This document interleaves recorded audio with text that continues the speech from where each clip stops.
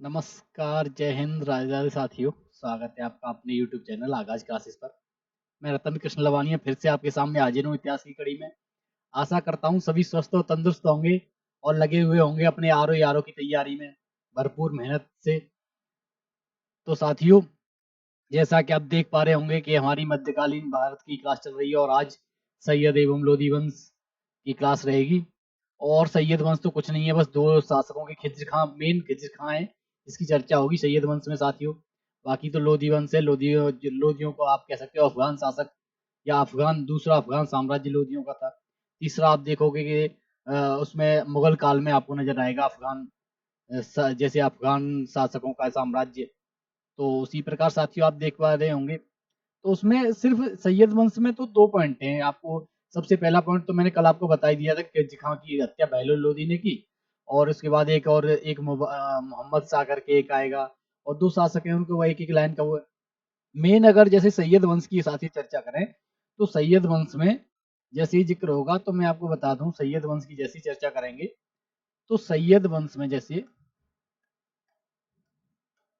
सैयद वंश सैयद वंश इसका आपको दो पॉइंट ध्यान रखने हैं। सबसे पहला पॉइंट कि यह खुद को मोहम्मद शाह का वंशज बताते थे। यह स्वयं को मोहम्मद साहब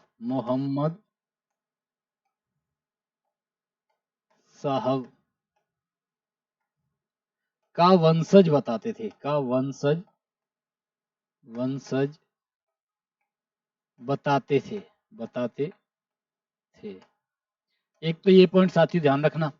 दूसरा अगर देखो तो सबसे पहले इनके शासक या जो संस्थापक बोल लो या वास्तविक संस्थापक बोल लो, ये रहेगा साथियों खिज्र खां। खिज्र खां की चर्चा होगी साथियों, खिज्र खां खिज्र खां। तो दो पॉइंट साथियों आपको ध्यान रखना। उसके बाद तो अगर सीधे हम पीपीटी पे आए, पीपीटी में भी मैंने साथियों आपको दो पॉइंट अलग से दे ही रखे हैं, तो आप उस पर ध्यान रखना। इससे आगे जैसे ही हम आएंगे तो सबसे पहला मैंने आपको बताया था कि जैसे ही सैयद वंश की चर्चा होगी तो सैयद वंश का वैसे टाइम पीरियड कोई मायने नहीं रखता, टाइम पीरियड का आप ध्यान भी मत देना। टाइम पीरियड पूछता भी नहीं है आयोग, बहुत अगर मिलान करो मैं अगर पूछे तो सैयद वंश का तो ना ही पूछेगा, तो इसीलिए टाइम पीरियड में मैं बिल्कुल ध्यान नहीं समय पूछता ही नहीं है। पहले पूछता था, अब तो बिल्कुल चला गया, हाल फिलहाल में समय नहीं पूछता सैयद। लेकिन फिर भी आपको जानकारी के लिए मैंने लिख दिया है कि सैयद वंश 1414 से 1451 ईस्वी तक रहा। यह खुद को मोहम्मद साहब के वंशज बताते हैं। मैंने अभी आपको बताया इनका प्रथम शासक खिज्र खां था, 1421 तक। तैमूर ने इसे मुल्तान पंजाब का गवर्नर बनाया। ये साथियों मैंने आपको बताया कि खिज्र खां को तैमूर ने, तैमूर विजय होने के बाद जब यहाँ से लूटपाट करने के बाद गया तो उसने इसे मुल्तान और पंजाब का गवर्नर बनाया। इसने सुल्तान की उपाधि धारण नहीं की, इसने रैयत आला की उपाधि ध्यान करना की साथियों। तो ये इस पे ध्यान रखना। एक बार पूछा गया है तो मैं सिर्फ एक डबल स्टार लगाऊंगा। एक बार प्रीवियस ईयर में पूछा गया साथियों ये पॉइंट, तो इस पे आप थोड़ा ध्यान रखना, एक नजर रखना। बाई चांस अगर पूछ ले, वैसे उम्मीद तो नहीं है कि रैयत आला तो नहीं पूछेगा, पर एक बार पूछ लिया है तो आयोग को कोई नहीं जान पाया साथियों। तो इस हिसाब से यह स्वयं को तैमूर के पुत्र शाहरुख का प्रतिनिधि बताते हैं साथियों।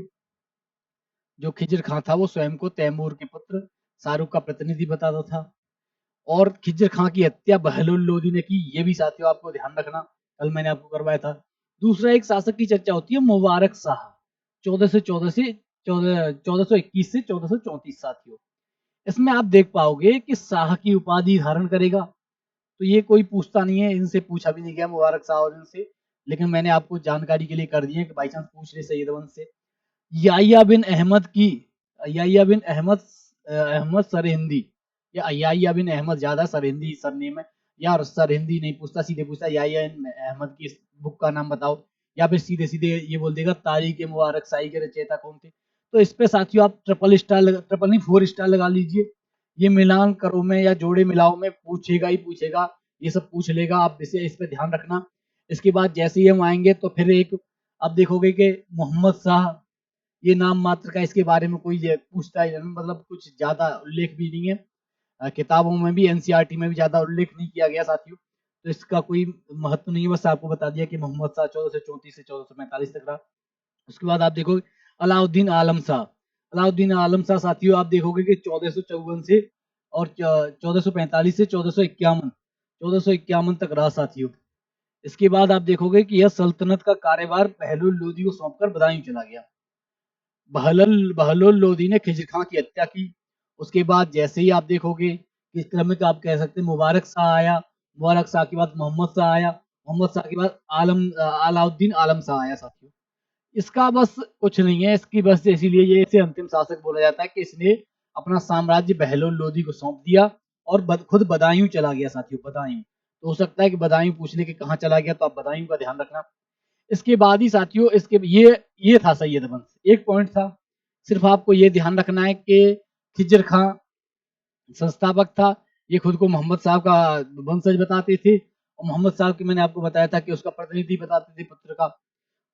तो इसका ध्यान रखना। उसके बाद तो एक ये याहिया बिन अहमद सरिंदी की तारीख मुबारक शाही, ये बहुत महत्वपूर्ण है साथियों। जोड़े मिलाऊं में बार बार पूछता है, जब भी जैसे ही होगा, 1-2 साल अगर गैप कर दिया तो कर दिया, नहीं बार बार यही पूछता है। 3-4 मैं बता रहा हूँ कि जैसे 3-4 उनकी सोमेश्वर और मतलब ये प्राचीन भारत में से और मेडिवल मिलाकर किताबों में से कम 20 किताब, 20 नहीं तो 15 किताब मान लो, 15 बुक तो ऐसी हैं, बुक और उनके राइटर के जो पूछता ही पूछता है, तो उसको आपको रट के रखना है। तो वो मैं इस क्लास के बाद जैसी होगी तो मैं आपको दे दूंगा। उसके बाद आप ध्यान रखना, जब तक आप ध्यान नहीं रखोगे तो फिर प्रश्न गलत होगा, और मैं नहीं चाहता कि मेरे किसी विद्यार्थी का प्रश्न गलत हो। तो आप ध्यान रखना है, वो रटना है। देखो उसमें राइटर और बुक में क्या ही समझाना, आप खुद सोचो। राइटर और बुक में मैं क्या समझाऊंगा, वो तो आपको रटना ही रटना है, तो उस पर आप ध्यान रखना। इसके बाद जैसे ही हम आएंगे तो इसके बाद लोधी वंश आ जाएगा साथियों। और लोधी वंश अगर जैसी चर्चा हो, यहाँ पे मैं आपको बताऊं, जैसे ही लोधी वंश की चर्चा होगी तो आप देखोगे लोधी वंश, लोधी वंश। तो एक तो सबसे पहले साथियों आपको ध्यान रखना है कि ये अफगान साम्राज्य, जैसे बोला जाए ना कि अफगान, लोधी अफगान थे, अफगान थे, अफगान थे, अफगान थे। तो इन्हें अफगान साम्राज्य भी बोला जाएगा, अफगान थे। दूसरा आप कह सकते हो संस्थापक की जैसी चर्चा करेंगे, संस्थापक, संस्थापक सीधे बहलोल लोधी था, बहलोल लोधी था। और बहलोल लोधी की अगर चर्चा करें, लोधी वंश भी आपको इतना महत्वपूर्ण नजर नहीं आएगा, एक सिकंदर लोधी को छोड़कर।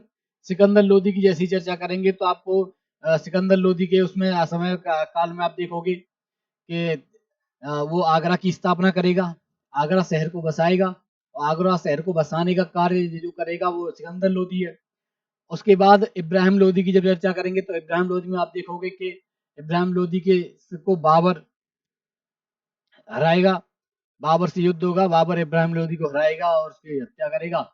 उसके बाद दिल्ली पर उसका शासन होगा। इब्राहिम लोधी को हराकर ही तो मुगल साम्राज्य की स्थापना होती है साथियों। तो ये कुछ लोधी वंश के लिए या लोधी काल के लिए, लोधियों के लिए कुछ ऐसी वो हैं जिन्हें आप जानकर आपको जानना चाहिए। कुछ पॉइंट हैं या कुछ आप कह सकते हो कि जो महत्वपूर्ण बिंदु हैं, इन पर आप ध्यान रखना।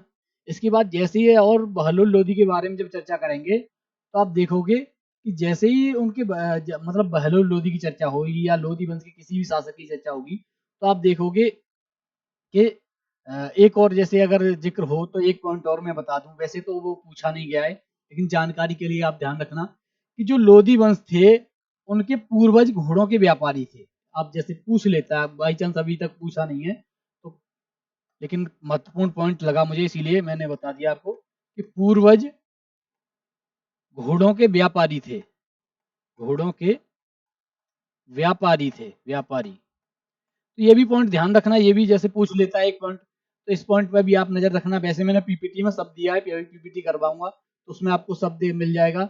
लेकिन जैसे ही हम कहाँ चल रहे थे, हम लोधी वंश की जब चर्चा हो रही थी तो बहलोल लोधी पे चर्चा हो रही थी। तो आपको मैं बता दूं, एक एक सेकंड, मैं थोड़ा पानी जल ग्रहण कर लेता हूँ।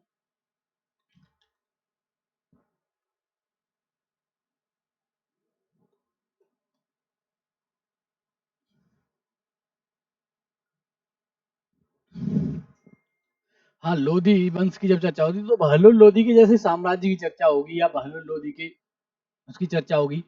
तो आप लोधियों की एक और विशेषता रही होगी, एक और विशेषता है साथियों, कि आप देख पाओगे कि लोधियों में एक समतामूलक मतलब समानता रहेगी। कोई ये नहीं रहेगा कि आपको कि ये उच्च कुल का, कि ये निम्न कुल का, कि ये तो लोधियों में सब समतामूलक समाज के पक्षधर होंगे ये। तो ये पॉइंट अगर लिखना चाहो तो ये भी आप लिख लो कि यह समतामूलक समतामूलक समाज के पक्षधर समाज के पक्षधर पक्षधर पक्षधर थे। और एक और अगर पॉइंट इसी में अगर आप लिखना चाहो तो ये लिख सकते हो कि उनमें भी अगर देखा जाए तो जो सम्राट था उसे प्रथम मान सकते हैं कि प्रथम व्यक्ति माना जाता था। तो इसमें आप कह सकते हो कि समतामूलक समाज था, वो अलग बात है, ये भी है। लेकिन अगर देखा जाए तो उसमें जो सम्राट था उसे प्रथम प्रथम नागरिक, जैसे प्रथम नागरिक नहीं बोलते, प्रथम नागरिक माना जाता था, प्रथम नागरिक माना जाता था। तो मैं साथियों आपको समझाने के लिए बस ये बता रहा हूँ, ये 3-4 पॉइंट हैं। अगर लोधी वंश के बारे में अगर जिक्र करो तो अफ़गान थी, तो अफ़गान साम्राज्य भी बोल सकते हो कि ये अफ़गान साम्राज्य था। इनके पूर्वज घोड़ों के व्यापारी थे और दूसरा इनका संस्थापक जो लोधी वंश का संस्थापक था वो था साथी बहलोल लोधी।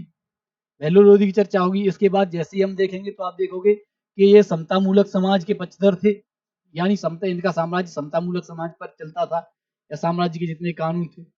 उसके बाद प्रथम जो नागरिक था वो उसे सम्राट को प्रथम नागरिक माना जाता था। एक सेकंड में यहाँ से अगर मैं आपको सम्राट तो लिखा ही नहीं मैंने, वही मैं कह रहा कि सम्राट तो लिखा ही नहीं।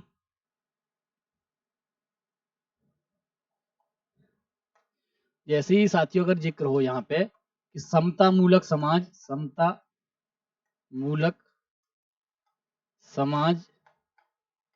और जब समता मूलक समाज था, हालांकि हालांकि सम्राट को प्रथम नागरिक माना जाता था, प्रथम नागरिक नागरिक माना जाता था साथियों। तो उस पर आप ध्यान रखना। इसके बाद जैसे ही जिक्र हो तो उसके बाद हम सीधे पीपीटी पे आते हैं, बहलोल लोधी की चर्चा करेंगे। तो जैसे ही हम आगे बढ़ेंगे तो आप देखोगे कि लोधी वंश आ जाएगा। लोधी वंश के बारे में मैंने अभी आपको बताया कि अफगान थे, तो इनका संबंध अफगानों की साहुल से एक साहो खेल शाखा से है। तो इस पे आप ध्यान रखना साथियों कि अफगानों की, जैसे मैंने आपको बताया कि ऐसी साहुल से एक शाखा, मतलब शाखा तो नहीं पूछता, शाखा पूछी भी नहीं गई है अभी तक। लेकिन बाई चांस अगर जैसे पूछे कि आपको पूछा था कि तू ईरानी तुर्क थे और ये सब तुर्कों में जब पूछ सकता है तो इसमें भी पूछ सकता है। तो इसीलिए मैंने आपको बता दिया कि जैसे ही जिक्र हो तो उसमें आप कह सकते हो इस तरीके से। उसके बाद जैसे ही हम देखेंगे तो इनका संबंध अफगानों की साहू खेल शाखा से था। इनके पूर्वज घोड़ों के व्यापारी थे, अभी जो मैंने अभी आपको समझाया। संस्थापक साथियों बहलोल लोधी था, जिसकी 1451 से आप देखोगे कि एक सेकंड 1451 से 851, ये थोड़ी मिसप्रिंट है साथियों। तो मैं आपको बता दूं जैसे ही जिक्र होगी तो मैं आपको जैसे एक पूरा ये, तो ये थोड़ा मिसप्रिंट है। 1451 से 1491 साथियों। तो इस पर आप ध्यान रखना। ये टाइम पीरियड मायने नहीं रखता, लेकिन फिर भी एक पॉइंट एक थोड़ा मिसप्रिंट है। और पीपीटी में जो तकनीकी टीम है उसे आप कह सकते हो कितना लोड वर्कलोड रहता है, तो उसमें थोड़ी बहुत मिस्टेकें हो जाती हैं। त्रुटियाँ तो सुधारने के लिए हमें साथियों कोई दिक्कत नहीं है, आपको समझना चाहिए, बस आप ध्यान रखना। अफगानों का समाज समतामूलक समाज था, ये मैंने अभी आपको समझ करवाया समतामूलक। सुल्तान को अफगानों में सुल्तान को एक बार अफगानों में प्रथम माना जाता था। ये साथियों समानो नहीं है, ये अफगानों है, अफगानों में अफगानों में अफगानों में प्रथम माना जाता था साथियों। तो इस पे आप ध्यान रखना। इसके बाद जैसी चर्चा करें तो बहलोल लोधी के कुछ कार्यों की जैसे चर्चा करेंगे, और कार्यों की चर्चा करेंगे तो जो जो जैसे महत्वपूर्ण होगा उन सब की जैसे चर्चा करेंगे। तो आप देखोगे कि गजे सिकंदरी की भी चर्चा होगी इसी लोधी वंश में। तो बहलोल लोधी ने अपने अमीरों को सदैव स्वागत किया। अब बहलोल लोधी अमीरों का स्वागत करता था क्योंकि समतामूलक समाज था, अमीरों से ही उसका साम्राज्य चलता था। अमीर धनाढ्य व्यक्ति या व्यापारी वर्ग जो होता था वो अमीर था साथियों, तो उसी से उसका साम्राज्य चलता था। यह सिंहासन का प्रयोग नहीं करता था, ये नीचे जमीन आप कह सकते हो कि जो उसके अमीर बैठते थे ऐसे ही बिल्कुल सिंहासन में, उसमें ऊंचा सिंहासन या कुछ नहीं था, बिल्कुल जमीन पे बैठता था। इसकी अगर वो मैंने बोला था अगर लेकिन तकनीकी टीम नहीं कर पाई, हो सकता है कि भूल गई हो। मैंने एक फोटो जो आप कह सकते गूगल पे डाल के देखना कि लोधी वंश का या दरबार या बहलोल लोधी का राज दरबार, तो आप देखोगे कि बिल्कुल नीचे बैठे फर्श पर बैठे हुए हैं, उसके अमीर लोग बैठे हुए हैं, उसके मंत्रीगण बैठे हुए हैं, और खुद आपको सामने बैठा मिलेगा लेकिन जमीन पे ही बैठा मिलेगा।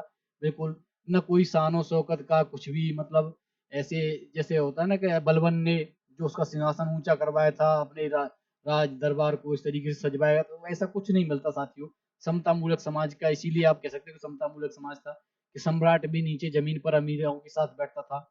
जमीन का मतलब एक फर्श बिछाकर। आप देखोगे, मैं बोला है कि गूगल पे डालना कि लोधी वंश का राज दरबार या बहलोल लोधी का राज दरबार, तो उसमें एक इमेजेज आएगी, जो चित्र आएंगे या जो पिक्चर्स आएंगी, उसमें आप देखोगे कि आपको नीचे बैठे हुए सब मिलेंगे, तो उसमें कोई भी इस तरीके का जिक्र नहीं होगा साथियों, तो इसलिए समझना पड़ेगा, ये आपको समझना है। वह अपने अमीरों को मनसदे आली पुकारता था।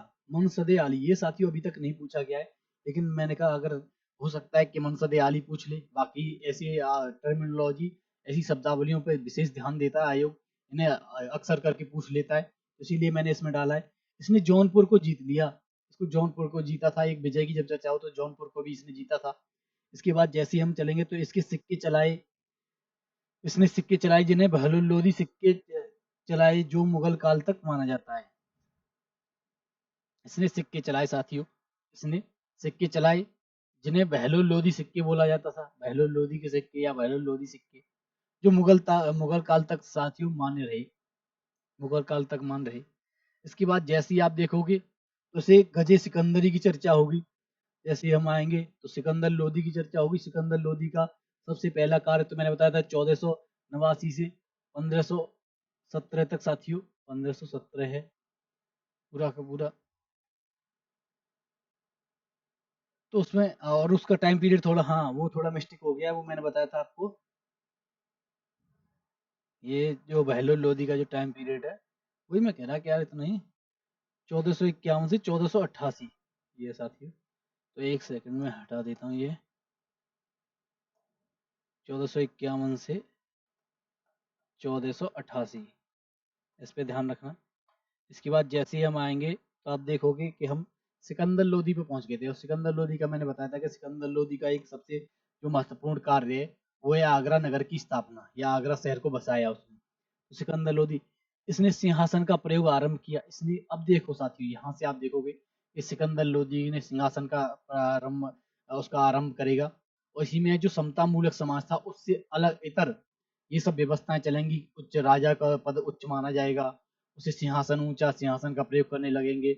इसके बाद ही इब्राहिम लोधी के आते आते इतनी क्रूरता बढ़ जाएगी साथियों कि जनता को परेशान, जनता पर कर लगाना और इस तरीके से क्रूरता, जनता पर आप कह सकते हो कि अत्याचार करना, इस तरीके के शब्दों का प्रयोग किया गया। किसी किसी लेखक ने तो अत्याचार, इब्राहिम लोधी ने अत्याचार किया जनता पर, तो उस तरीके के शब्दों का प्रयोग किया गया। तो आप सोच सकते हो साथियों कि इस तरीके से जो समाज में, जो समता मूलक समाज जो बहलोल लोधी के समय से था, उसमें किस तरीके से परिवर्तन आ रहा है।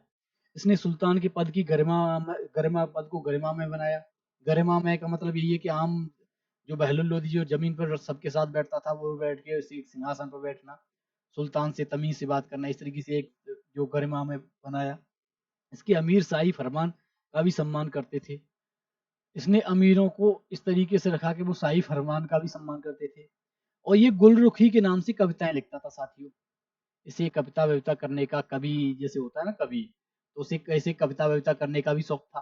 तो गुलरुखी नामक उससे मतलब गुलरुखी के नाम से कविताएं लिखता था। इस पे साथियों आप 4.4 स्टार लगा लीजिए, ये बहुत महत्वपूर्ण है। ये कई बार पूछा गया है, तो इस पे आप विशेष ध्यान रखना, इसका विशेष ध्यान रखना है गुलरुखी का। गुलरुखी के उपनाम से ये कविताएं लिखता था, उपनाम से ये लिखता था नहीं, कविताएं, कविताएं, कविताएं। कविताएं लिखता था। ये यहाँ है साथियों, गुलरुखी के नाम से कविताएं लिखता था। इसके बाद जैसे ही जिक्र होगा तो आप देखोगे कि इसने आगरा शहर को की स्थापना की 1504 ईस्वी एवं 1506 ईस्वी में। और जब स्थापना करेगा तो उसे राजधानी बनाएगा। इसके बाद जैसे ही हम आगे बढ़ेंगे तो आप देखोगे कि सिकंदर लोदी के इसने गजे सिकंदरी गज लिखा हुआ है, लेकिन ये गज ए सिकंदरी बोला जाता था। यहाँ पे मैं अगर लिखूं तो गज ए सिकंदरी सिकंदरी सिकंदरी ये साथियों एक मापने की गजे सिकंदरी अपने एक माप के लिए जो आप कह सकते हो कि पैमाना गजे सिकंदरी बनाई का प्रयोग किया। एकमात्र सुल्तान जिसने खुम्स में हिस्सेदारी नहीं ली। खुम्स साथियों होता है कि युद्ध में विजय के बाद जो लूट लूट जो मिलती है या लूट कर लाया गया जो धन होता है सैनिकों के द्वारा युद्ध में विजय प्राप्त करने के बाद जो लूटा जाता है उसे खुम्स बोला जाता है। लेकिन उसमें आप देखोगे कि ये एकमात्र ऐसा कह सकते हैं कि एकमात्र ऐसा शासक है या एकमात्र ऐसा लोधी शासक है जिसने खुम्स में अपनी हिस्सेदारी नहीं ली। इसने अनाज से चुंगी कर हटा दिया। ये तो अच्छी कार्य है साथियों। तो सिकंदर लोधी एक आप कह सकते हो कि एक उदार प्रवृत्ति का भी रहा होगा। पसंदीदा वाद्य यंत्र साथियों इसकी शहनाई थी, ये शहनाई बजाता था या इसकी शहनाई वो करता था। लज्जते सिकंदर शाही, अब साथियों ये बुक के नाम है लज्जते संगीत सिकंदर शाही संगीत ग्रंथों का फारसी में अनुवाद। लज्जते सिकंदर शाही के नाम से इसने करवाया अपने दरबार में ही साथियों। संगीत ग्रंथों का जो फारसी में अनुवाद करवाया लज्जते सिकंदर शाही। फरंगे सिकंदरी साथियों, फरंगे सिकंदरी आयुर्वेद ग्रंथों का फारसी में अनुवाद करवाया फरंगे सिकंदरी के नाम से। इसके बाद ही साथियों आप देखोगे इसका एक और जैसी चर्चा होगी तो आप देखोगे कि यदि मैं मेरे गुलाम को पालकी में बिठा दूं तो अमीर उसे उठाने से इनकार नहीं करेंगे। अर्थात साथियों इसका ये शब्द था, एक ये बोला जाता है, एक जैसे अन्य जैसे पुस्तकों में एक ये होता है कि मैं अगर अपने अमीर अब उसे क्या बोलते हैं अपने गुलाम को, यदि मैं अपने गुलाम को पालकी में बिठा दूं तो सभी अमीर उसे मेरे बराबर सम्मान देंगे। इसका ये भी कहीं कहीं जैसे मिलता है। तो यही है साथियों, इसका भी अर्थ यही है। तो ये भी ये कथन सीधे सीधे प्रश्न के तौर पर पूछा जाता है कि यदि मैं मेरे गुलाम को पालकी में बिठा दूं सभी उसे आदर भाव से देखेंगे या सभी अमीर उसे उठाने से इनकार नहीं करेंगे, अमीर खुद पालकी उठाकर लेके जाएंगे। तो आप कह सकते हो कि वो सीधे सीधे बोल रहा है कि अमीरों को मेरा कहा मानना पड़ेगा, अमीरों को ये करना पड़ेगा।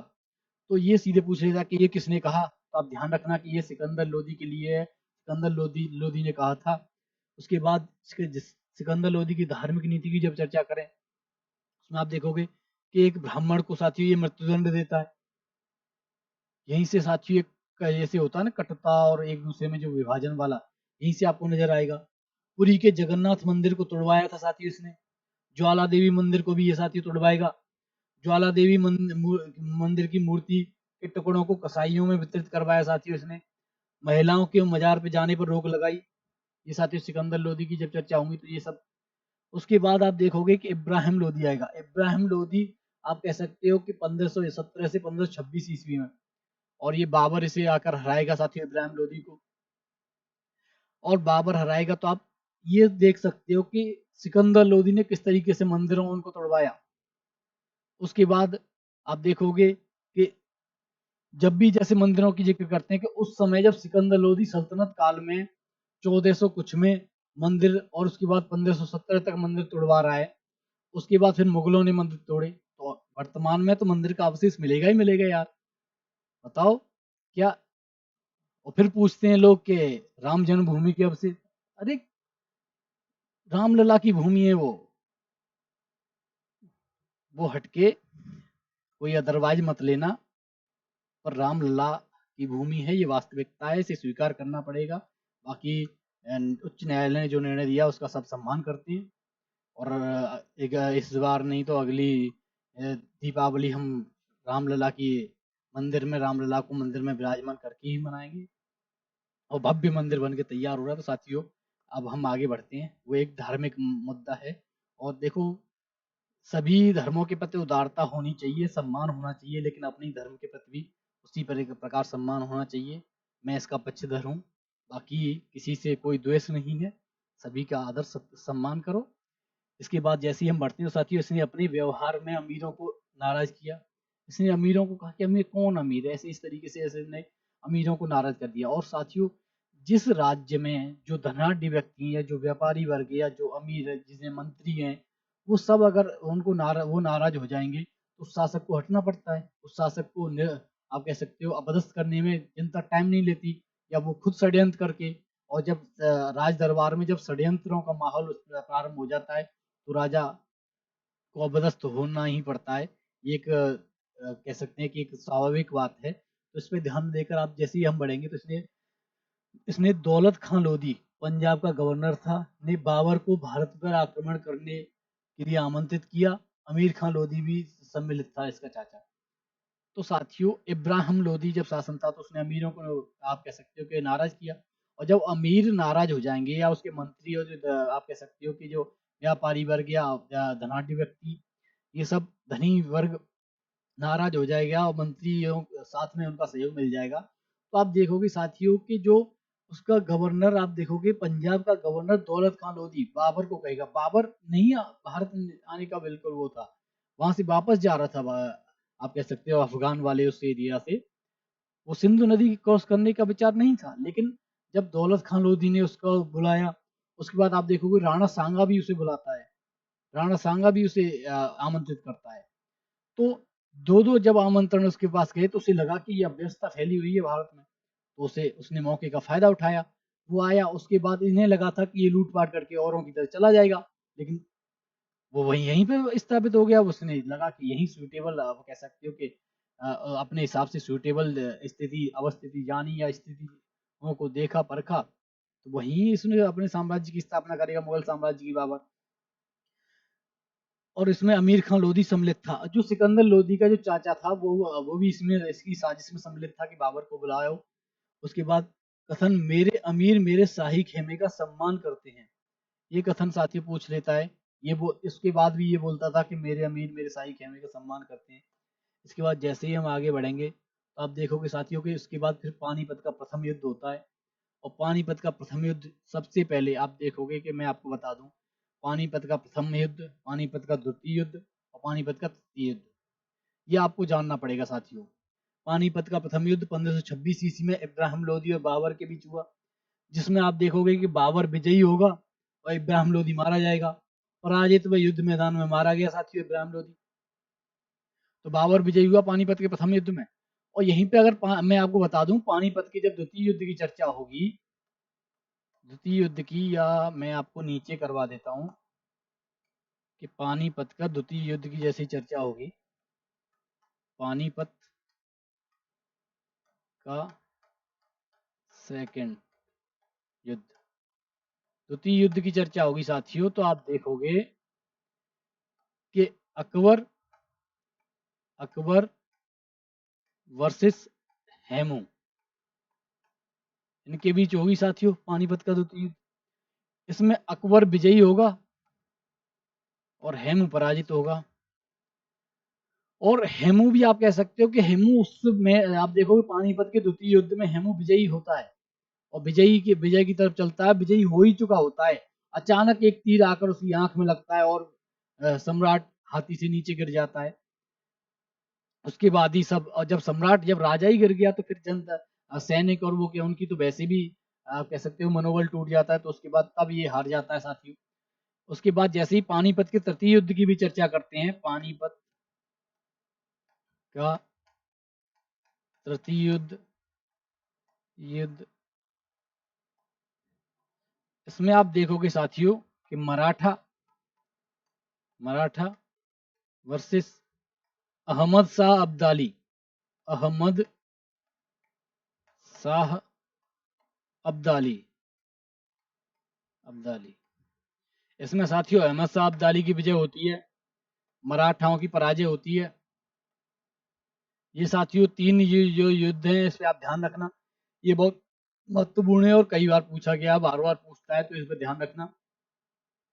और मराठाओं की पराजय हुई, अहमद शाह अब्दाली की आप कह सकते हो कि विजय हुई।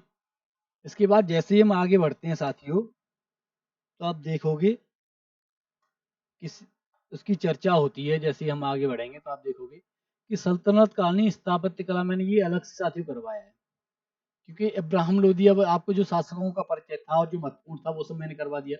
अब स्थापत्य के बारे में मैंने कहा कि स्थापत्य इतना महत्वपूर्ण टॉपिक है, इस पे आप ध्यान रखना कि इसे बड़े आराम से और समझ के चलना है।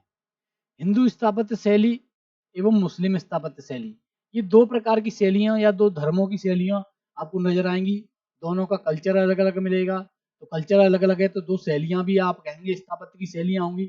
और दोनों का आप देखोगे किस तरीके से एक, जैसे पहले शुरुआत में संक्रमण काल होता है दोनों की, जो आप एक दूसरे से जब अलग होते हैं, जैसे ही पास में आते हैं तो एक दूसरे को आप कह सकते हो कि गुणों का आदान प्रदान होगा या अपनी अपनी विशेषताओं का आदान प्रदान होगा। जब एक दूसरे में इंटरेक्शन होता है तो उससे आप देखोगे कि एक अलग से शैली, स्थापत्य की शैली तैयार होती है जो मुगल काल तक एक चरम पर पहुंच जाती है।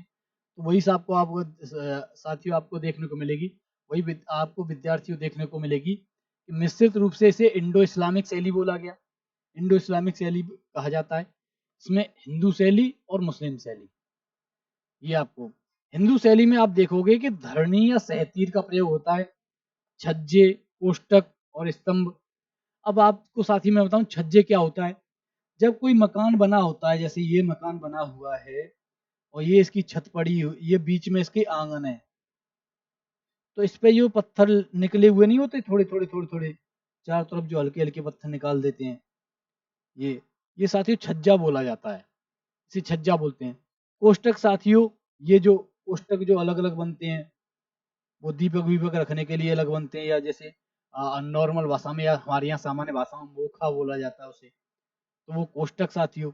उसके बाद स्तंभ साथियों, मैंने आपको बताया था कि पिलर, स्तंभों की जब मंदिर निर्माण होता है या उसकी होता है तो एक पिलर जैसे खड़ा कर देते हैं, तो पिलर हो गया। तो उसकी धरनी और सहतीर साथियों, सहतीर होता है एक बेल प्रकार की, जैसे सहतीर या धरनी का जैसे जो होता है, जैसे इस तरीके की धरनी, धरनी और सहतीर की साथ ही चर्चा होंगी।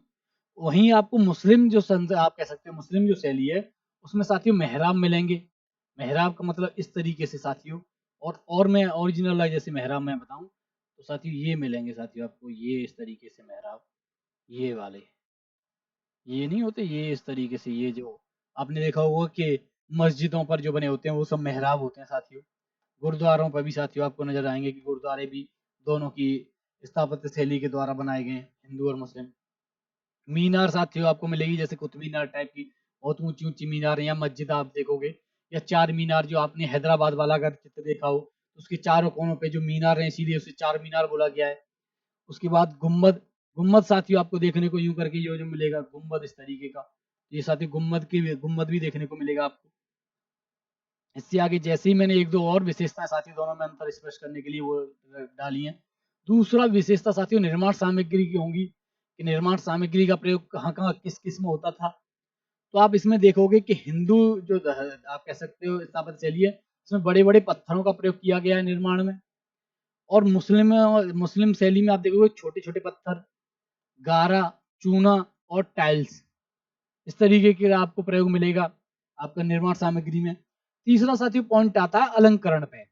अब अलंकरण की जब चर्चा करें तो आप देखोगे कि जो हिंदू स्थापत्य शैली है उसमें देवी देवताओं के एवं अप्सराओं की मूर्तियां बनती हैं। फूल पत्ती, बेल बूटे और घटियां घंटियां साथियों इनका चित्र मिलेगा। लेकिन जैसे ही आप देखोगे कि मुस्लिम शैली की चर्चा करें तो आप देखोगे उस पे आपको ये इस तरीके की घंटियां, फूल पत्ती ये सब नहीं मिलेंगे। इसके बदले आप देखोगे कुरान की आयतें खुदी हुई मिलेंगी, ज्यामितीय आकृतियां मिलेंगी जैसे त्रिभुज टाइप का, या चतुर्भुज या षटकोण या कुछ ऐसी इस तरीके की आकृतियां मिलेंगी। लेकिन फूल पत्ती, बेल बूटे ये सब नहीं मिलेंगे। और हमारे यहाँ फूल पत्ती, बेल बूटे, सहतीर और ये सब आपको मिलेंगी। आप देखोगे अप्सराओं की, देवी देवताओं की मूर्ति मिलेंगी, ये सब अलग घंटियां मिलेंगी, घंटियों की मूर्ति मिलेंगी, घंटियों की सजावट मिलेगी ऊपर साथियों। तो ये अगर और जैसे अंतर स्पष्ट करें तो आप देखोगे कि एक नेक्स्ट पॉइंट में अगर मैं आपको बता दूं कि एक अरवक शैली की जब चर्चा होती है, अरवक शैली साथियों हिंदू मुस्लिम दोनों को मिलकर बनी हुई है। हिंदू एवं मुस्लिम अलंकरण की मिश्रित शैली को अरवक शैली बोला जाता है। अलंकरण की जो एक शैली है, इसमें बेल बूटे की भी आप कह सकते हो उसमें वो प्रयोग होगा। उसी में साथियों आप देखोगे कि आप ज्यामिति उनकी चर्चा प्रयोग होगा, कुरान की आयतों का भी प्रयोग होगा, घंटियों का भी प्रयोग होगा। तो ये साथियों एक अर्वक शैली है, इस तरीके की अलंकरण करना ये अर्वक शैली बोला जाता है। हिंदू और मुस्लिम दोनों को मिला के जो शैली होती है। उसके बाद आप देखोगे कि इसमें ममलूक वंश, एक ममलूक वंश की जाति चर्चा करी, ये थोड़ा व्हाइट कलर कर दिया है, तो ये ममलूक वंश है। ममलूक,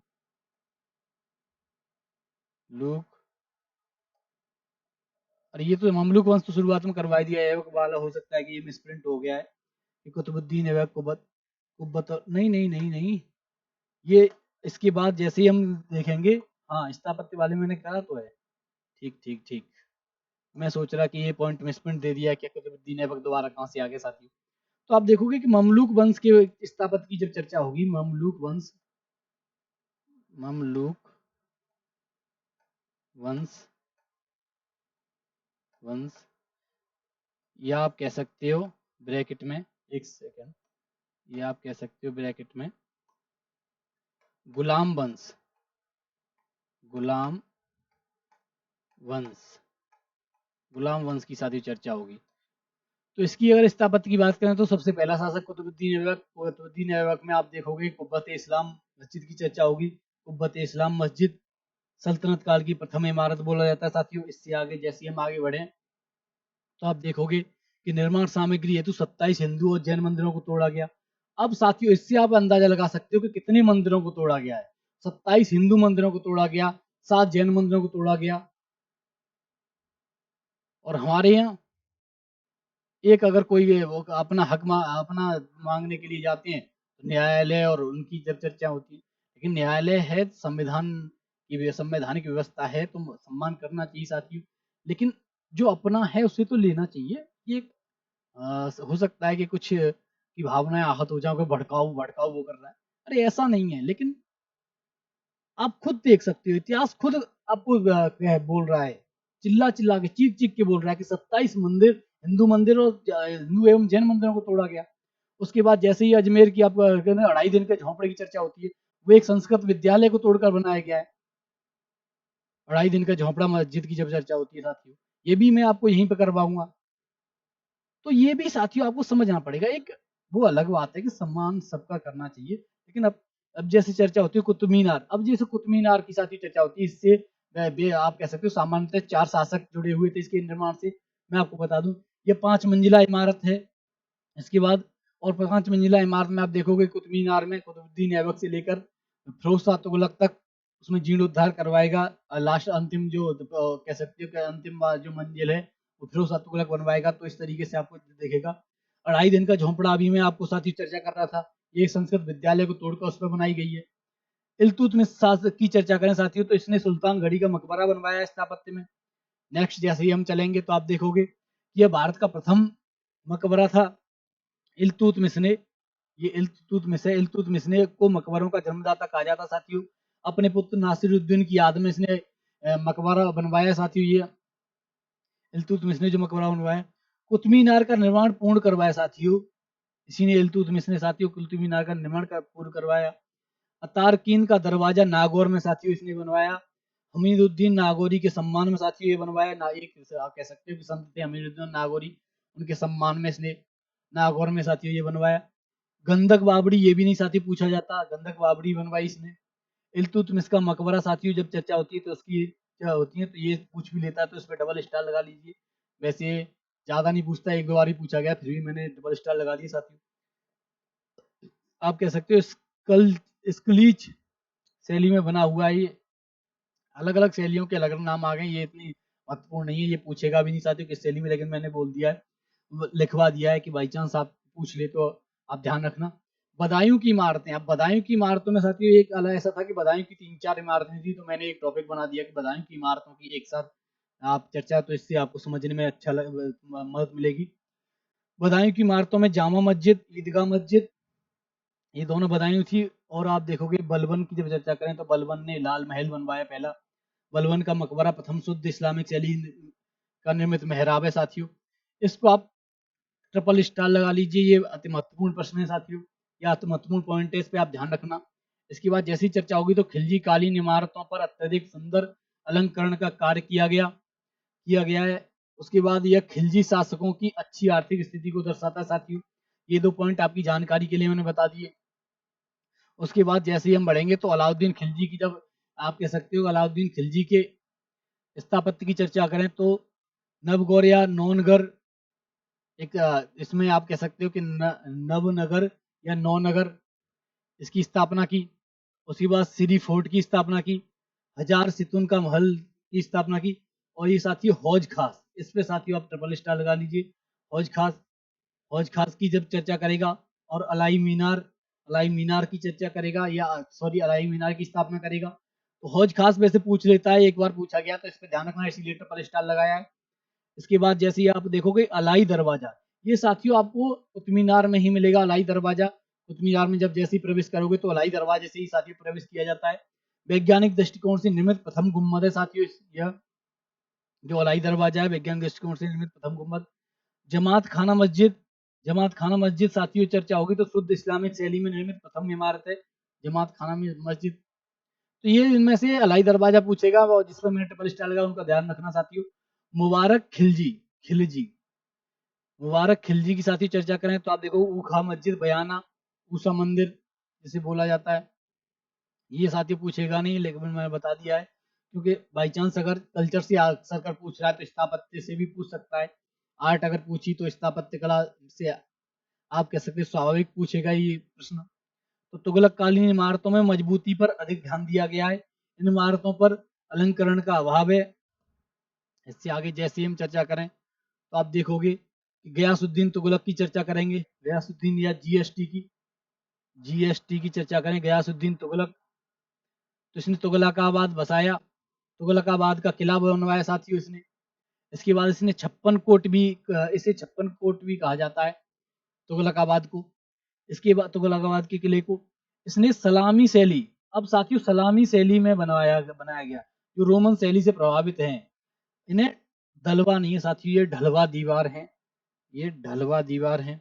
अब मैं आपको साथियों बताऊं कि सलामी शैली क्या है। सलामी शैली, सलामी, सलामी शैली साथियों, सलामी शैली होती है कि ये तुगलक काल में प्रयोग की गई सबसे पहले से महत्वपूर्ण विशेषता है तुगलक काल की, आप इस पे ध्यान रखना।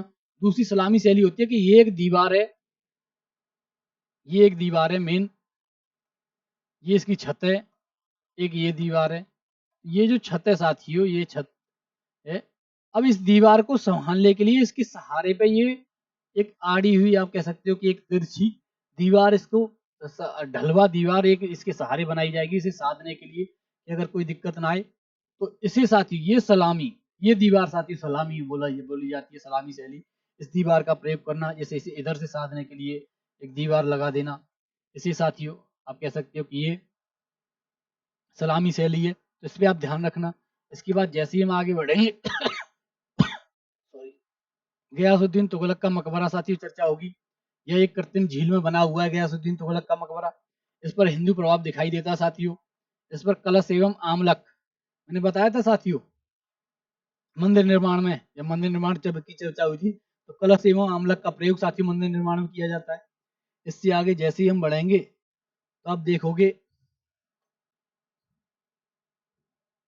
मोहम्मद बिन तुगलक एमबीटी की चर्चा होगी। एमबीटी, इसने जहांपना नगर बसाया, जहांपना नगर, नगर, नगर बसाया। आदिलाबाद का किला बनवाया साथियों।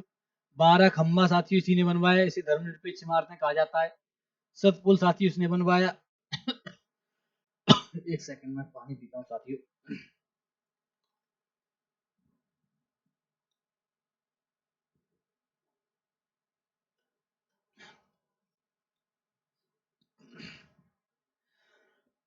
इसके बाद साथियों फिरोजशाह तुगलक आ जाएगा, एफएसटी। इसकी अगर स्थापत्य की चर्चा करें तो फिरोजशाह कोटला साथियों, फिफ्थ दिल्ली में, जिसे आप कह सकते हो कि फिरोजशाह कोटला का जो मैदान भी है, क्रिकेट ग्राउंड भी है, जिसे अरुण जेटली अब कर दिया गया है, अरुण जेटली क्रिकेट स्टेडियम। खिड़की मस्जिद साथियों, एएसआई ने यहाँ सिक्के मिले हैं, एएसआई सिक्के मिले हैं एएसआई को। दूसरा बेगमपुरी मस्जिद साथियों इसने बनवाई, काली मस्जिद बनवाई, कला मस्जिद। ये साथियों महत्वपूर्ण नहीं है इसमें, इसीलिए मैं थोड़ा स्पीड से आपको करवा रहा हूँ। जो महत्वपूर्ण होगा मैं उस पर स्टार लगा दूंगा। कुरक के शिकार मस्जिद साथियों इसने बनवाई। इसके समय को मस्जिदों का काल कहा जाता है। ये साथियों थोड़ा महत्वपूर्ण है, पूछ लेगा कि किसके समय को मस्जिदों का काल कहा जाता है, इसीलिए मैंने ट्रिपल स्टार लगा दिया साथियों। तो इस पॉइंट को ध्यान रखना। खाने जहां तेलंगानी का मकबरा साथियों इसने बनवाया। यह भारत का प्रथम अष्टकोणीय मकबरा है। इसका निर्माण जौना खां पुत्र ने करवाया। जौना खां साथियों एमबीटी मोहम्मद तुगलक ने, उसी का नाम जौना खां था। अशोक के टोपरा एवं मेरठ स्तंभों को दिल्ली में स्थापित करवाया साथियों मोहम्मद बिन तुगलक ने। इसके बाद जैसे ही आप आओगे तो गयासुद्दीन तुगलक की जब चर्चा करेंगे तो इसने कबीरुद्दीन औलिया का मकबरा बनवाया गयासुद्दीन तुगलक के समय में। ये गयासुद्दीन तुगलक द्वितीय है साथियों, इसने द्वितीय लिखना भूल गए। गयासुद्दीन तुगलक के समय का निर्माण आरंभ हुआ साथियों। इसे लाल गुम्बद कहा जाता है कबीरुद्दीन के मकबरे को। सैयद काल एवं लोधी काल में मकबरों का काल कहा जाता है साथियों। तो ये आप ध्यान रखना, मकबरों का काल कहा जाता है। इस पे भी ट्रिपल स्टार लगा रहा हूँ साथियों, ये पॉइंट महत्वपूर्ण है। खिज्र खां की एक ही चर्चा है कि किसने खिजराबाद बसाया। मुबारक शाह की भी साथियों मुबारकाबाद बसाया। ये कुछ महत्वपूर्ण नहीं है, इसीलिए मैं थोड़ा आप कह सकते हो कि गति से आपको करवा रहा हूँ। सिकंदर लोधी की चर्चा, इसने बहलोल लोधी के मकबरे का निर्माण करवाया। मोठ मस्जिद का निर्माण करवाया। इसका निर्माण सिकंदर लोधी के सेनापति मियाँ भुआ ने करवाया। इब्राहिम लोधी और साथ ही सबसे महत्वपूर्ण मैंने आपको बताया कि आगरा शहर को बसाया। इस पे आप ध्यान रखना, इसमें दे नहीं रखा, पहले करवा दिया तो मैंने कहा दोबारा क्या लिखूं। इब्राहिम लोधी के बारे में अगर मैं बताऊं तो इसने सिकंदर लोधी के मकबरे का निर्माण करवाया। इसके बाद स्थापत्य की चर्चा करें तो प्रथम इमारत है जहां दोहरे गुम्बद का निर्माण किया गया है। इब्राहिम लोधी ने जो सिकंदर लोधी का मकबरा बनाया उसमें वो प्रथम इमारत है जहां आप कह सकते हो कि दोहरे गुम्बद का प्रयोग किया है। लोधी काल की अन्य प्रसिद्ध इमारतों में बड़े खां का मकबरा, छोटे खां का मकबरा, दादी का मकबरा, पोली का मकबरा, पूरे परिवार लगता है पूरे परिवार का मकबरा बनवा दिया गया। ये मैंने साथियों आपको जानने के लिए कि आपको हंसी मजाक से थोड़ा याद हो जाएगा साथियों, तो इस तरीके से मैंने आपको करवाया है। अब सल्तनत कालीन साहित्य की चर्चा करें। ये क्या है, एक छोटा सा टॉपिक है सल्तनत कालीन साहित्य में। इसमें आप देखोगे कि 4-5 आप कह सकते हो कि पीपीटी हैं, तो 4-5 तो नहीं है, लगभग 8-10 के लगभग हैं। उसमें अब बिना देरी के हम जैसे ही या फिर कल की क्लास से एक क्लास एक्स्ट्रा ले लेंगे तो आप कह सकते हो कि इस तरीके से हम चर्चा करें। तो सल्तनत कालीन साहित्य में हम देखेंगे तो लेखक और पुस्तकों की चर्चा है। हसन निजामी की पुस्तक साथियों ताजुल नासिर है। मिरान उस सिराज की पुस्तक तबकात ए नासिरी है। अमीर खुसरो की पुस्तक साथियों नूह सिपेटर भारत की भौगोलिक स्थिति का वर्णन है साथियों। इसमें सबसे पहले मैं आपको बताऊं, इसमें कश्मीर की प्रशंसा करता है। गर फिरदोस बर रहू जमी अस्त। ये साथियों मैं आपको बताऊं कि इसमें जो अमीर खुसरो है नूह सिपेटर में आप देखोगे कि कश्मीर की प्रशंसा करता है और लिखता है कि गर फिरदोस बर रहूं जमी अस्त, हमी अस्तो हमी अस्तो हमी अस्त। आप इस तरीके से आप कह सकते हैं कि एक उसके लेखक थे, उसमें जब लिखते हैं तो उसमें आपको अलग से आपको कह सकते हैं कि जब चर्चा करेंगे तो उसमें आप देखोगे लेखक किरान उस सादिन बुगरा खां। ये कुछ ऐसे नाम हैं जो महत्वपूर्ण नहीं है। अमीर खुसरो, हाँ वो जब स्टार लगाना भूल गया साथियों। इनकी जैसे ही चर्चा करें तो इन तीनों पर आप 4 स्टार लगा लीजिए, 4 स्टार साथियों, इतने महत्वपूर्ण है। सीधे सीधे हसन निजामी ताजुल मासिर, मिनाज सिराज की तबकात नासिरी, अमीर खुसरो की नून सिपेटर जिसमें कश्मीर की प्रशंसा करता है और किस नाम से करता है ये लाइन पूछ लेता है, अमी अस्तु आप ध्यान रखना। इसके बाद आप देखोगे कि किरान उस सादिन बुखरा खां या कैकुआबाद का संवाद है, ये नहीं पूछता। मिफ्ताउल फतू जलालुद्दीन खिलजी की जानकारी, ये भी साथियों नहीं। खजानुल फतू साथियों इस पे आप 4 स्टार लगा लीजिए, 4 स्टार खजान फतू। तारीख अलाई अलाउद्दीन खिलजी की जानकारी देती है। फारसी साहित्य में पहली बार जौहर शब्द का उल्लेख किया गया है। अमीर की बेटी जल जौहर की जलकर जौहर किया साथियों अमीर की बेटी ने। तो ये सब साथियों अमीर खुसरो की पुस्तकें हैं। इसके बाद जैसे ही हम आगे बढ़ेंगे तो आप देखोगे कि तुगलकनामा भी साथियों चर्चा करेंगे, तुगलक शासकों की जानकारी होती है। आशिका भी साथियों अमीर खुसरो की है, जिसमें खिजे खां एवं देवल रानी की कहानी की चर्चा है। इसके बाद जैसे ही हम आगे बढ़ेंगे तो आप देखोगे कि खुसरो निजामुद्दीन औलिया का शिष्य था। इसे हिंद का तोता या तोता हिंद का साथियों कहा जाता है। यह 7 सुल्तानों का समकालीन था या 7 सुल्तानों का समय इसने देखा। इसके बाद आप देखोगे यह प्रथम व्यक्ति था जिसने अपनी रचनाओं में हिंदी लोकोक्ति एवं मुहावरों का प्रयोग किया साथियों। इसने संगीत में योगदान दिया है। दूसरा जब चर्चा करें तो तंबूरा एवं बीड़ा मिलाकर सितार का आविष्कार किया साथियों, ये 4 स्टार है। इस पे आप ध्यान रखना कि सीधे पूछ लेता है कि तंबूरा और बीड़ा का आविष्कार किसने किया, या जोड़ी मिलाओ में आ जाता है अमीर खुसरो के सामने तंबूरा या बीड़ा, तो आपको ध्यान रखना है। कव्वाली तराना जैसी गायन शैली प्रारंभ की, ये भी साथी 4 स्टार है। अमीर खुसरो बहुत पूछता है साथियों, इस पे ध्यान रखना। इसने गजल एवं ख्याल जैसी गायन शैली को विकसित किया, ये भी 4 स्टार है साथियों। तो ये आप कह सकते हो तीनों पॉइंट सीधे पेपर में फंसने वाले पॉइंट हैं, इंपॉर्टेंट हैं साथियों, सीधे सीधे आप ध्यान रखना। इसके आगे जैसे ही हम बढ़ेंगे तो आप देखोगे कि सल्तनत कालीन प्रशासन की चर्चा करेंगे। सुल्तान सुल्तान के अंतर्गत आप देखोगे कि जो प्रशासन है वो मेन, सबसे पहले मैंने बताया था पूरे सल्तनत काल में प्रथम उस पर कौन रहा, सुल्तान रहा। तो सुल्तान का आप ध्यान रखेंगे कि केंद्रीकृत शासन था, निरंकुश था, वंशानुगत रहा, राजतंत्रात्मक शासन व्यवस्था रही। तो कहीं केंद्रीकृत था, कहीं निरंकुश था, कहीं वंशानुगत था, कहीं राजतंत्रात्मक था। तो आप कह सकते हैं एक मिक्स्ड शासन अगर पूछा जाए ओवरऑल। उसके बाद सिद्धांत आप देखोगे, सिद्धांत की चर्चा करें तो सुल्तान खलीफा का प्रतिनिधि होता था, लेकिन व्यवहारिक तौर पर वह स्वतंत्र शासन करता था साथियों, इस पे भी आपको ध्यान रखना है। उसकी सहायता हेतु एक मंत्रिमंडल होता था जिसे मजलिस आप कह सकते हो, मजलिस एक खलवत। ये शब्द साथियों अभी तक पूछा नहीं गया है, आप ध्यान रखना जब चर्चा हो तो उस पे। तो जैसे ही चर्चा होगी तो आपको दूसरा साथियों आप कह सकते हैं महत्वपूर्ण अधिकारी या महत्वपूर्ण, जब अधिकारियों की चर्चा करें तो वजीर होता था, वजीर साथियों वित्त मंत्री था। फिर मुशरिफ ए मुमालिक महालेखाकार, मुस्तफी ए मुमालिक साथियों ये भी महालेखाकारी के अधीनस्थ थी, वजीर के अधीनस्थ थी साथियों महालेखाकारी, ये भी महालेखाकार था। तो दो महालेखाकार थे जो वजीर के आप कह सकते हो अधीन थे। दीवान इंसा साथियों पत्राचार विभाग था, दीवान बरीद गुप्तचर विभाग था, दीवान अर्ज सैनिक विभाग था, प्रमुख साथियों आरजे मुमालिक था। तो ये आपको ये सर्वाधिक, ये भी महत्वपूर्ण है साथियों, ये सीधे जोड़े मिलाओ पूछ लेता है। 4 स्टार मैंने लगा दिए, आप ध्यान रखना 4 स्टार लगा दिए। इसके बाद जैसे ही हम आगे बढ़ेंगे तो आप देखोगे साथियों कि दीवाने वकूफ व्यय विभाग, दीवाने नजर उपहार विभाग, दीवाने रसालत विदेश विभाग साथियों, दीवाने मुस्तकराज राजस्व विभाग, दीवाने अमीर कोई कृषि विभाग। तो ये साथियों ये तीनों, ये फिर मैंने उसमें भी जो 3 बताए थे वो, और ये तीनों साथियों 4 स्टार सीधे पेपर आउट हो रहा है। अब ध्यान रखना अगर मिडिवल में से, अगर सल्तनत में से कुछ भी उठाएगा तो यहाँ से जरूर उठाएगा, तो इस पे अब विशेष ध्यान रखना। इसके आगे जैसे ही हम बढ़ेंगे तो आप देखोगे कि प्रसिद्ध अधिकारी अमीर शिकार, शिकार का अधिकारी था साथियों, अमीर आखुर अश्व अधिकारी था, अमीर हाजिब सुल्तान का निजी सहायक, जिसे पीए पर्सनल सेक्रेटरी या पर्सनल असिस्टेंट बोल सकते हैं, अमीर मजलिस शाही दावत की व्यवस्था करने वाला साथियों, वकील दर शाही महल की आवश्यकताओं की पूर्ति करने वाला। इसके आगे जैसे ही हम बढ़ेंगे तो आप देखोगे साथियों सहनाए पिल हस्तीशाला का या हाथियों की शाला या हाथियों की देखरेख करने वाला सहनाए पिल, सद्र सुदूर धार्मिक मामलों का प्रमुख काजी उल कज्जात न्यायाधीश साथियों।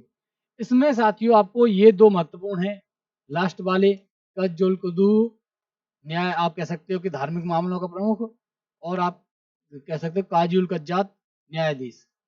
और इसमें भी साथियों मैं आपको बताऊं कि इसमें भी 4 स्टार ही लगा लीजिए।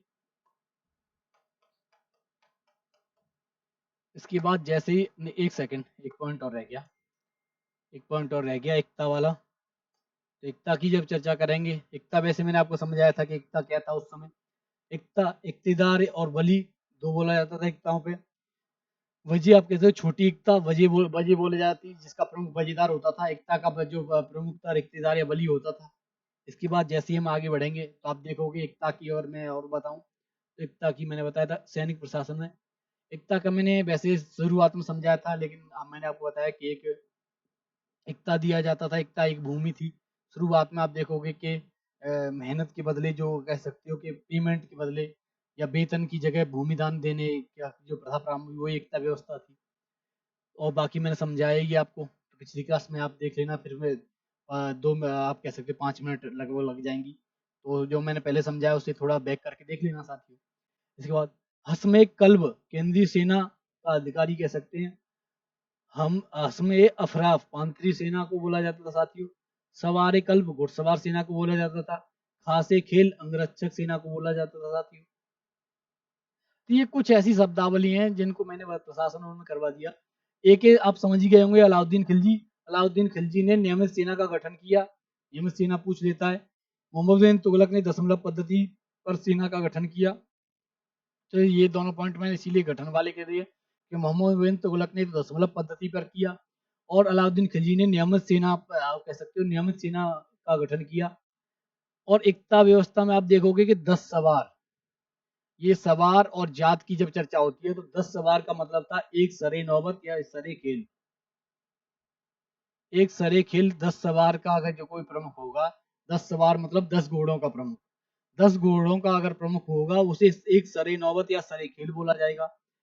10 सरे नौबत का जो प्रमुख होगा वो उनके ऊपर होता था एक सिपह सलार, और 10 सिपह सलार के ऊपर साथी होता था एक अमीर, और 10 अमीर के ऊपर होता था एक मलिक, और 10 मलिक के ऊपर होता था एक खान साथियों। तो एक आपको प्रशासन एक कह सकते हैं कि एक हायरार्की आपको देखने को मिलेगी। तो ये आपको देखने को मिलेगी। इस पे आप ध्यान रखना। एक बार और बता दूं, 10 सवार के ऊपर एक सरे नौबत या सरे खेल होता था। फिर उसके बाद 10 सरे खेल या सरे नौबत के ऊपर एक सिपह सलार होता था, और 10 सिपह सलार के ऊपर आप देखोगे कि एक अमीर होता था, और 10 अमीर के ऊपर आप कह सकते हैं एक मलिक होता था, और एक मलिक के ऊपर वो 10 मलिक के ऊपर एक खान होता था साथियों। और खान के ऊपर मैंने आपको बताया कि सम्राट और वो सब होंगे। उसके बाद हथियारों की जब चर्चा करें साथियों तो आप देखो सल्तनत कालीन में मंगलिक, गुलेल और अर्राट कुछ हथियारों की चर्चा होती है। वैसे आज तक पूछा नहीं गया, लेकिन आप ध्यान रखना। न्याय प्रशासन में आपको मैंने बताया था काजी उल कजात न्यायाधीश का जो अधिकारी था। सर्वोच्च न्यायाधीश सुल्तान होता था। प्रधान न्यायाधीश काजी या काजी उल कजात या काजी बोला जाता था। इसके बाद जैसे ही हम आगे बढ़ेंगे तो आप देखोगे कि न्याय विभाग का प्रमुख काजी मैंने अभी आपको करवाया। काजी जिसकी सहायता से न्याय करता था वो मुफ्ती था साथियों। मुफ्ती की सहायता से काजी न्याय करता था।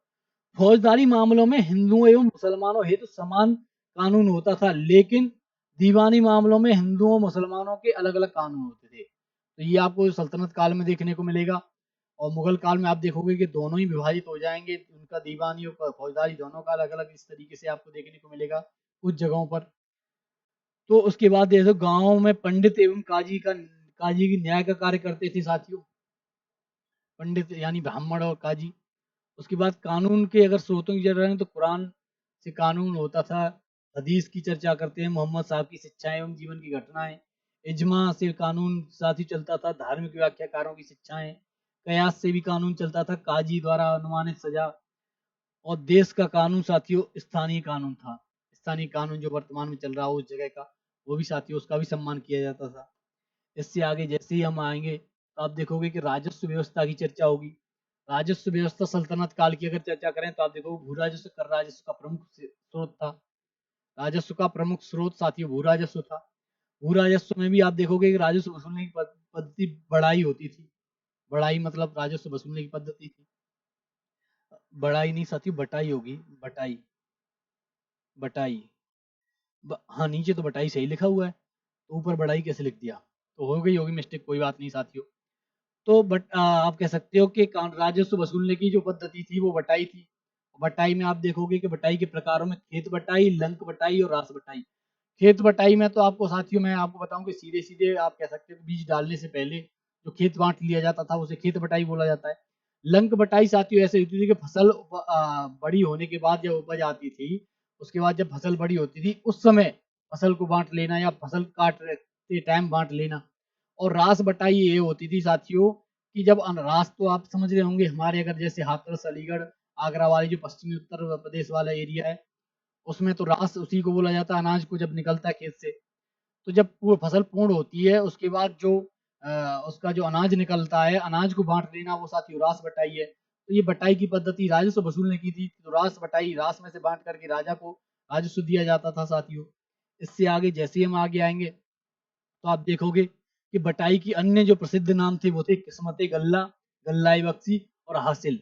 ये 3 नाम और थे साथियों बटाई के। इसके बाद आप देखोगे कनकूत। कनकूत साथियों आपको समझना है। कनकूत में आप देखोगे कि भू राजस्व वसूलने की अन्य पद्धति। इसमें कर्ण या कुतना के कर्ण, कर्ण को देखकर या कर्ण आप कह सकते हो अनाज के कणों को देखकर उन्हें कूटना। कूटना होता है अंदाजा लगाना एक। अंदाजे से कि ये इतना होगा, इतना राजस्व हो गया, तो आप कह सकते हैं कनकूट प्रणाली भी चलती थी। नोट अगर उसमें देखा जाए, मैंने स्पेशल लिखा है इसीलिए, शराब बनाने की आसवन विधि का आरंभ हुआ। शराब जो बनाई गई, मदिरा जिसे झूम बराबर झूम बोलता हूँ मैं अक्सर अपनी क्लास में, या वैसे ही बाहर भी जब मैं झूम बराबर झूम बोलता हूँ तो आप समझ जाना चाहिए। तो आप कह सकते हो कि शराब या मदिरा बनाने की आसवन विधि आपने देखी होगी, आपको साइंस वाले कह सकते हैं सब ने करवाया होगा, और नहीं तो आपने कहीं से भी साइंस अगर पढ़ी होगी तो उन्होंने बताया होगा कि आसवन विधि क्या है। कागज बनाने की आप कह सकते हो कि विधि तुर्कों ने तुर्कों ने आरंभ की। कलई विधि आरंभ हुई, बर्तन चमकाने के लिए बर्तन पर जो पेंट किया जाता है उसे कलई की जाती है, वो विधि साथियों आरंभ हुई सल्तनत काल में। इसके बाद आप देखोगे, जैसी चर्चा करें तो मेन मेन जो वो थे वो मैंने आपको करवा दिए, और ये हमारी लास्ट ही होगी जहां तक एक बार और देख लेता हूँ, हाँ अंतिम ही है। तो आज साथियों सल्तनत काल भी समाप्त हो गया, काल को भी साथियों पूर्ण विराम करते हैं। उसके बाद मैं सोच रहा हूँ कि मुगल काल पहले करवाऊं या मॉडर्न स्टार्ट करूं, तो कोशिश करता हूँ क्योंकि काल हटा दिया गया, तो मैं सोच रहा हूँ मॉडर्न के बाद मुगल काल करवाऊं। तो कल की क्लास से साथियों या तो मराठा से करवा दूंगा बीच में मराठा, या फिर मैं सोच रहा हूँ कि यूरोपियों का आगमन होने के बाद जैसे ही मराठाओं की चर्चा हो, तो शुरुआत में यूरोपियों का आगमन, उनकी आर्थिक और ये सब नीतियां जब करवाने के बाद, उसके बाद फिर मराठा करवाऊं।